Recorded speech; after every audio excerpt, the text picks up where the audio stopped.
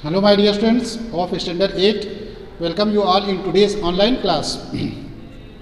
My dear friends, as you all know it very well that periodic test 2 examination date sheet has been revealed, and dear friends, I hope all of you have got the information regarding the commencement of examination periodic test 2, which will commence from 7th of January. So dear students, it is hereby informed to all of you that your Viva oral test, and today I have taken oral test of few students group wise. I have distributed the students in group wise. Okay, so I have to frame 7 group by including each group contains 5 students. Okay, so dear students, there are some students which are still in pending positions. Their Viva has not been organized so far. So it is requested to all of you that wait till the further informations regarding the Viva schedules which will be conducted, and the students who have faced the Viva so far, they are not required to again attempt, they are not required to again join the Viva. So dear students, wait for them and don't make any unnecessary call till then. And at this times, which is very interesting and valuable time, it is a very precious time in which you can prepare yourself for securing the good marks in the periodic test 2 examination. So dear students, all of you must try to secure 100% marks in the test. So dear students, 30 marks and 10 marks. 30 marks written test and 10 marks oral test, just like Viva. So dear students, syllabus update. Everyone knows about the syllabus. What will be the syllabus for the periodic test 2?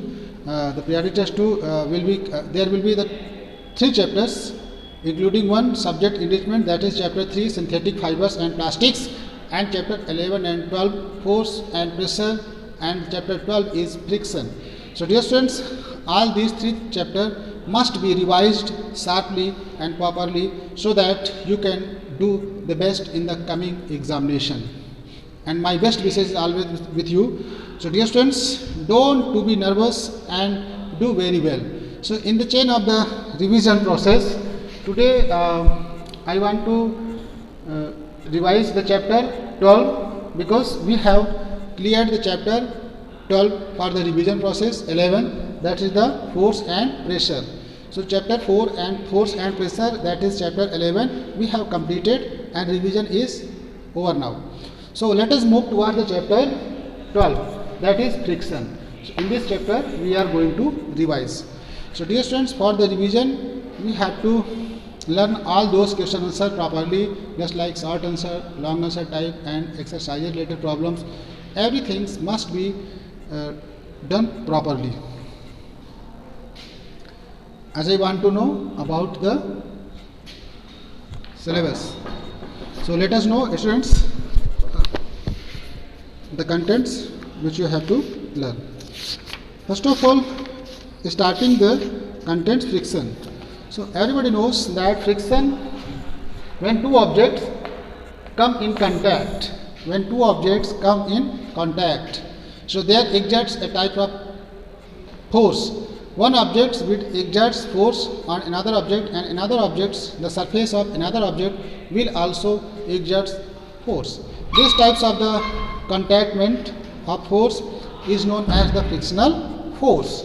So that's like, students, if we want to know the structure, inner structure of any surface, we find out that there is an interlocking type structure can be seen in any object. Okay. So this types of interlocking structure having these types of the interlocking structures, and another object which come in contact also have the same types of the interlocking structures, inner structure, and intermingle to each other. Okay, when there one object gets slide on another object, then there will exert the friction, and these types of the force arises due to the contact of two surfaces having the irregularity structure, which is known as the interlocking structure. So dear students, as you know that friction always opposes motion, friction always opposes motion, friction always opposes motion. Friction क्या करता है, motion का oppose करता है। Oppose करने का मतलब समझ रहे हो बेटा, जैसे ये रोड है, ठीक है, इस पे अगर मान लो कोई कार जा रही है, यानी car is going on, suppose this is the tyre of the car and this car is going in this direction, you can see that this car is going in this direction and there is a contact of the tire. Okay, so the tire and road, so this is the tire of car and this surface on which the car is running is known as road. So you know that road is a rough surface, okay, not any smooth surface. So this is the rough surface and tire. So tire comes in contact of road and then frictional force arises. These types of force which opposes the motion of the car, and the car which has lot of equipments just like a accelerator, we pushes the accelerator, we press the accelerator to enhance the speed of the car. That's why car has to do some work against the frictional force. So therefore car overcome from the friction of road by applying the gears and the combustion of the fuels, petrols, which helps in the moving the car. Okay, so dear students, this is the main phenomena. So you have learned that friction always opposes the motion. जैसे car का motion इधर है, car इधर जा रही है, इधर मतलब ईस्ट की ओर मान लेते हैं, इधर वेस्ट है, तो जो फ्रिक्शन का डायरेक्शन होगा स्टूडेंट्स, तो जो फ्रिक्शन फोर्स होगा this will act in opposite direction. So that is the direction. What will be the direction? That is the from direction क्या होगा स्टूडेंट्स, इसका डायरेक्शन जो होगा ये अपोजिट डायरेक्शन मतलब वेस्ट की ओर लगेगा फ्रिक्शनल फोर्स. तो frictional force will act in opposite direction of the motion in west direction. So frictional force हमने यहाँ पे देख लिया students. Direction of force of friction I have explained. And inclined plane I have explained already. Inclined plane में मैंने बताया था कि इंक्लाइंड प्लेन में जैसे किसी इंक्लाइंड प्लेन पे, जैसे ये इंक्लाइंड प्लेन हुआ, इंक्लाइंड प्लेन मतलब जैसे कोई सीढ़ी होगी स्टूडेंट्स, ये this is the inclined plane. तो जैसे मैं यहाँ पे कोई ऑब्जेक्ट को ऐसे रख दूंगा स्टूडेंट्स, यहाँ पे जैसे मैं यहाँ पे एक ऑब्जेक्ट रख देता हूँ, तो ये ऑब्जेक्ट ऐसे रखा हुआ है, अगर कोई ऑब्जेक्ट यहाँ पे ऐसे रखा हुआ है and it just tends to want to slides, it means the object just has started, just wants to move downwards. So there will exert the force, weight, that is mg downwards, and this is the frictional force and mu s. Fs will exert and this is the mu s. Okay, so Fs frictional force, coefficient of frictional constant, and this types of the force will exert, and इसमें एक static friction काम करेगा. Static friction मतलब students ऐसा frictions जिसमें object move नहीं कर रहा है वर्चुअल में, बस मोशन करने ही वाला हो, स्लाइड्स करने ही वाला हो, तो उसको हम लोग कहते हैं स्टैटिक फ्रिक्शन. स्टैटिक का मतलब क्या होता है स्टूडेंट्स? स्टैटिक का मतलब होता है रुका हुआ, स्टैटिक. ठीक, इसका अपोजिट होता है स्टूडेंट्स डायनेमिक. इसका अपोजिट होता है डायनेमिक स्टूडेंट्स, डायनेमिक और स्टैटिक. तो स्टैटिक के आगे फ्रिक्शन जुड़ गया, इसका मतलब है ऐसा फ्रिक्शन जस्ट मूव करने ही वाला हो. जैसे ये चाक है, ये चाक को मैंने थोड़ा सा अपने ये सरफेस को मैंने इंक्लाइन किया, ये देखो चाक तुरंत मूव करना शुरू कर दी है. ठीक है, तो चाक जब मूव करने से पहले तो रुकी थी, यानी कोई ऐसी स्टेज थी जहाँ पे चाक मूव नहीं की थी, तो उस स्टेज को हम लोग कहते हैं स्टैटिक फ्रिक्शन. क्या कहते हैं students? Static friction. Okay, causes of frictions. Friction का काज क्या है मैंने बताया. What are the main reason due to which frictional force arises. What are the main reason due to which frictional force arises. So frictional force main reason क्या है students? Causes क्या हो सकते हैं? मेन काजेस में आएगा inner structure, irregularities in the surface of two objects. Friction is caused by interlocking of ये irregularities. Interlocking of irregularities. Irregularities का मतलब है कि जब हम किसी भी सरफेस का आंतरिक स्ट्रक्चर देखेंगे तो उसमें कुछ डिफरेंस दिखाई देगा स्टूडेंट्स, कुछ स्ट्रक्चर उसका डिफरेंस दिखाई देगा। जैसे उसका इंटरनल स्ट्रक्चर कुछ ऐसे दिख रहा है, इरेगुलरिटी दिख रही है, यानी अरेंजमेंट जो मॉलिक्यूल है वहाँ पे जो सिस्टम है अरेंजमेंट का वो इरेगुलर है, और दूसरा सरफेस वो भी इरेगुलर है। जब ये दोनों कांटेक्ट में आएंगे तो फ्रिक्शनल फोर्स अराइज होगा स्टूडेंट्स, ठीक है, देन फ्रिक्शनल फोर्स अराइज। और इंटरलॉकिंग ऐसा होता है कि जब कोई ऑब्जेक्ट दूसरे ऑब्जेक्ट पर आकर के फिट हो जाए। ये देखिए, ये देखिए, अब इसमें जब मोशन होगा तो ये फांसेगा ना, इसको ऐसे ऐसे नहीं हो पाएगा। This is interlocking. तो इंटरलॉकिंग की वजह से होता है the force of friction is greater if the rough surface are involve. अगर सरफेस, दो सरफेस जो कांटेक्ट में आते हैं, यानी सरफेस ए और सरफेस बी, अगर दोनों रफ हुए, बोथ आर रफ, अगर दोनों सरफेस रफ है स्टूडेंट्स, तो फ्रिक्शनल फोर्स जो होगा वो ज़्यादा लगेगा। Frictional force will be maximum because irregularities, the magnitude of irregularities will be higher. उसमें इरेगुलरिटीज ज़्यादा होगी, और जब ज़्यादा इरेगुलरिटीज होगी, रफ सरफेस होगा और दोनों कांटेक्ट में आएंगे तो फ्रिक्शनल फोर्स ग्रेटर अमाउंट में क्रिएट होगा स्टूडेंट्स। क्लियर? तो ये आपका क्लियर हो गया। स्प्रिंग बैलेंस में आपने देखा है students, highly magnified diagram of the surface of two wooden blocks A and B kept on over the other. जैसे आप देखिए वाटर में, वाटर का सरफेस जो होता है स्मूथ होता है, ठीक है, तो वाटर में अगर हम कोई ऑब्जेक्ट को डालेंगे ना तो वाटर में जो फ्रिक्शनल फोर्स होगा स्टूडेंट्स वो कम होगा, ठीक है। वाटर में कम क्यों होता है? क्योंकि देखो वाटर में मैं उस दिन एक्सपेरिमेंट आपको दिखा रहा था स्टूडेंट्स, तो आप उसको ध्यान से नहीं देख पाए। जैसे ये ग्लास है, ये एक मान लेते हैं मेजरिंग सिलेंडर है, मेजरिंग सिलेंडर, ठीक है स्टूडेंट्स, ये एक मेजरिंग सिलेंडर है, मेजरिंग सिलेंडर,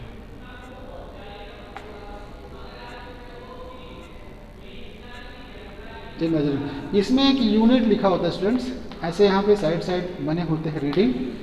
इसमें अगर हम कोई ये एक बॉब को डिप कर दें, ऐसे एक मेटालिक बॉब को वाटर में यहाँ पे डिप कर दें और इसको अटैच कर दिए हैं किससे? स्प्रिंग बैलेंस से। उस दिन मैं आपको दिखा रहा था, लैब से लाया था मैं स्प्रिंग बैलेंस, तो स्टूडेंट्स आप लोग को देखना चाहिए था, लेकिन आप बोल रहे थे कि वो नहीं दिख रहा है। तो जैसे ये स्प्रिंग बैलेंस ऐसे होता है स्टूडेंट्स, यहाँ पे स्प्रिंग लगी होती है अटैच, और यहाँ भी स्केल होता है, एक तरफ न्यूटन एक तरफ ग्राम। तो अगर इसको हुक से पकड़ करके हम लोग ऐसे उठाए हैं, ठीक है, तो देखेंगे कि जब वाटर में इसको हम डिप करते हैं ना, वाटर में, मैंने इसको एयर में लिया था तो 60 ग्राम आया था, ठीक है, 60 ग्राम का ही पूरा वेट बताया रहा था। इधर ग्राम लिखा होता है स्टूडेंट्स, इधर न्यूटन लिखा होता है, यानी weight is a force. Weight क्या होता है? Weight is just kind of force, इसीलिए यहाँ पे न्यूटन लिखा हुआ है। यहाँ पे क्या लिखा है? Newton, W equal to newton. यहाँ पे weight is just kind of force. तो ये नीचे देखिए स्टूडेंट्स ऐसे, तो जब वाटर में डिप किया गया तो वाटर में एक स्पेशल टाइप्स का फोर्स लगता है स्टूडेंट्स, जिसे कहते हैं buying force, upthrust force. Upthrust लगेगा, बायंग फोर्स लगेगा, तो इसलिए ये ऑब्जेक्ट को ऊपर की ओर फेंकेगा, और इसमें फ्रिक्शनल फोर्स भी कम है। और जब ऑब्जेक्ट को यहाँ डिप करेंगे स्टूडेंट्स तो हम देखेंगे कि यहाँ जो रीडिंग है वो 60 ग्राम नहीं होगी स्टूडेंट्स, वो 50 ग्राम हो गई, यानी 10 ग्राम का वेट लॉस हो गया है। तो वेट लॉस इसलिए हुआ स्टूडेंट्स क्योंकि वाटर में एक फोर्स भी लगता है जिसे कहते हैं अपथ्रस्ट फोर्स, अपवर्ड फोर्स, और ये फोर्स की वजह से ये ऑब्जेक्ट, इसका रीडिंग कम आती है।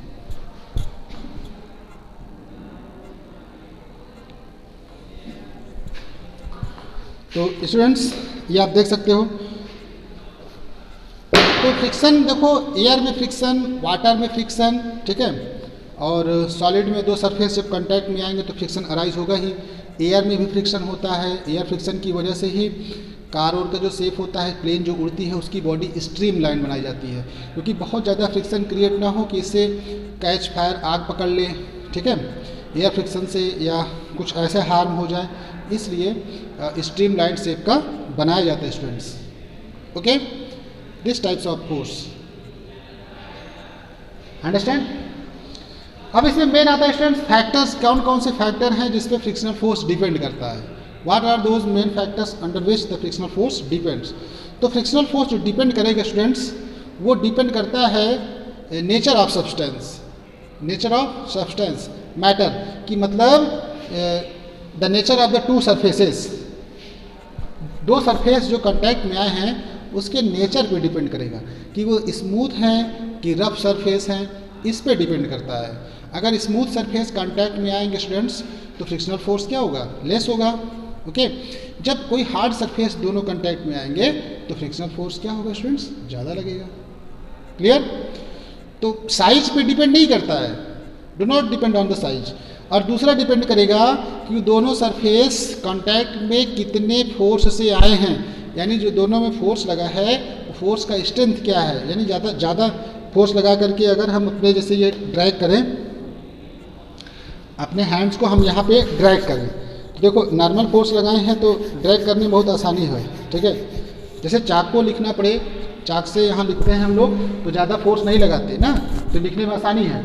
लेकिन जैसे ही ज़्यादा फोर्स लगाएंगे तो जब लिखेंगे तो फिर बहुत ज़्यादा फ्रिक्शनल फोर्स क्रिएट हो जाएगा, ठीक है। जैसे मैं यहाँ पे बहुत ज़्यादा लिख करके साइंस लगा रहा हूँ तो ज़्यादा फोर्स लगाना पड़ रहा है ना, तो इसलिए जब फोर्स पे भी डिपेंड करता है। अगर आप ज़्यादा फोर्स लगाओगे, दो सरफेस कांटेक्ट में आए, ज़्यादा फोर्स से greater magnitude of the force is acting on that, then the frictional force arises.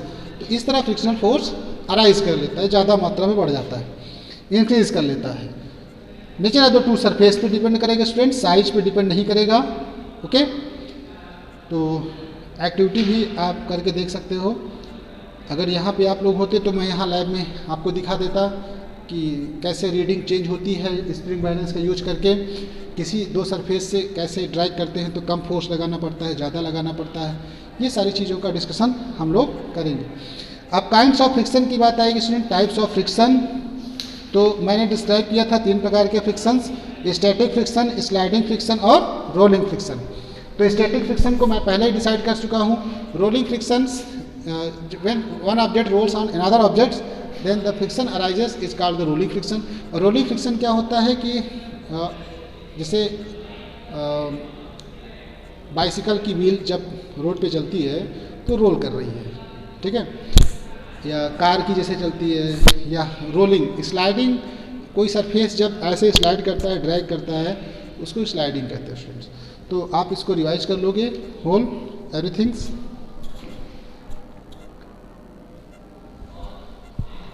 Everyone, okay, so friction must be revised properly students। Friction, देखो फ्रिक्शन को कहा जाता है, इसका बहुत सारे एडवांटेज भी है और इसके डिसएडवांटेज भी है। इसके जितने short answer exercise, one words, okay, everythings must be revised properly. और आप लोग इस स्टेटमेंट का जस्टिफाई करिए as a homework that frictional force is a necessary evil। Justify your answer, frictional force is a necessary evil।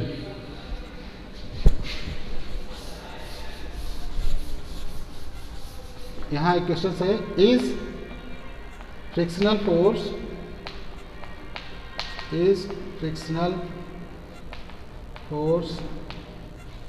a necessary evil? This is the question. If yes,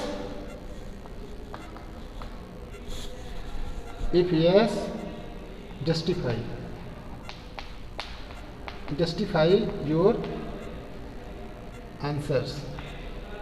अपने answer का justification दीजिए। Okay students, justify your answer. देख लीजिए, मैं इधर role कर दे रहा हूँ, घुमा दे रहा हूँ क्वेश्चंस को। Note down the questions students, this is the questions, note down. और रिवीजन आप प्रॉपरली करोगे और कोई मुझे अननेसेसरी कॉल नहीं करेगा कि सर मेरा वाइवा नहीं हुआ है या मेरा वाइवा छूट गया। Related students, information about the viva. Viva के लिए ये है कि जिनका वाइवा अभी लेफ्ट है, रेस्ट है, होल्ड किया गया है, उनका वाइवा फिर रिशेड्यूल्ड होगा, तब तक थोड़ा वेट करें। अब जब मेरी लाइव क्लास आएगी यानी ट्यूसडे को, on Tuesday understand, on Tuesday, coming Tuesday, Tuesday कितने तारीख को पड़ेगा आप कैलकुलेट कर लीजिए, the coming Tuesday your rest viva will be conducted. Till then nobody will call to me, you will try to make call me, I will never receive the call. Okay, if anyone has confusion, you can deliver the message to me on personal number, but don't call is not required. Okay, thank you students, and rest of the students whose viva is pending is hold, they are requested, they are allowed to revise all chapters clearly, properly, and so that they can be benefited in viva test, because their viva is still hold. Thank you students for watching today's revision video, and keep on revision till the accomplishment of examination. Thank you students for watching today's video.